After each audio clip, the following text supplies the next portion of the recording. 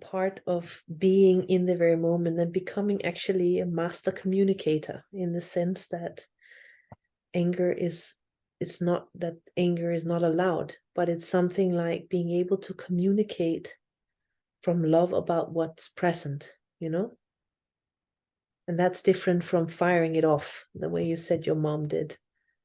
So to the extent that you can be present with your own anger as that arises, it's a great gift, basically, in terms of it moves also as a protection of the accuracy of the space, in many ways. And when we start putting a lid down on that, we basically, we can get sick from that also, but we don't really, we don't help anyone by doing it that way. Yeah.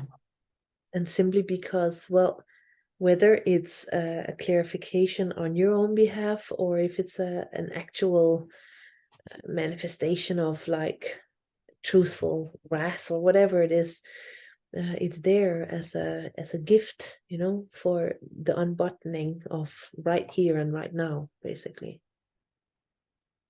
So yeah, absolutely, let's be free in what we're feeling, which isn't the same as becoming a blindsided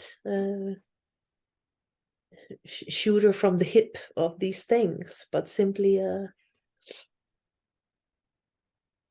instead of in that moment when you see this even closer and even closer, you also become able to act in that moment where it's there. So instead of putting it down, you can surround it and communicate. So yeah. And by this, even the connection stays open and warm.